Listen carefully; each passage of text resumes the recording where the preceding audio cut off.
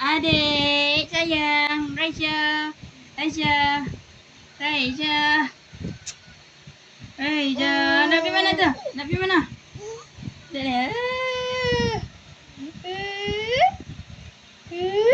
Adik tengok apa tu? Adik tengok apa tu? Adik tengok apa tu? Adik. Adik. Sayang. Adik faham ke tu? Oh, seronok. Adik faham? Adik faham ke? Adik. Adik nak pergi mana? Duduk, duduk. Adik. Adik. Adik. Alam, kau tak buat hati awak. Siapa buat adik? Siapa buat adik? Nak pergi mana?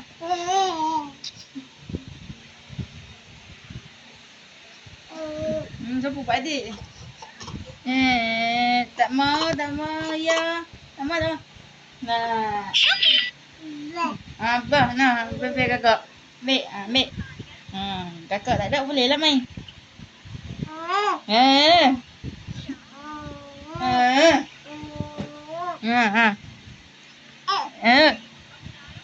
Raisya. Nak pergi mana? Nak pergi mana tu? Gigit bebek tu. Gigit bebek. Gigit. Gigit. Adik. Nak pergi mana adik? Adik nak pergi mana? Adik pergi mana? Adik. Tu bebek kakak tau. Nanti kakak balik dia tak bagi, dia marah. Adik. Adik. Adik.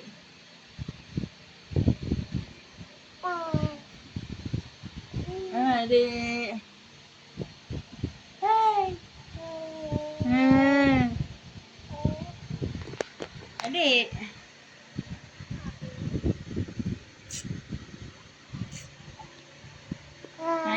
Gigit dia. Mau dia. Mau dia.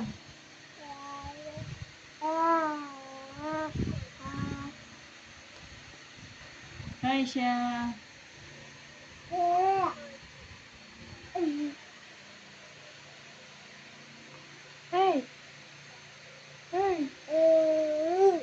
Dari mana?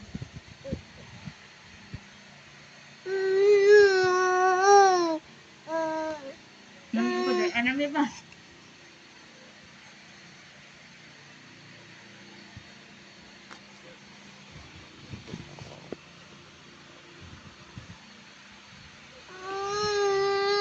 Nak pergi mana?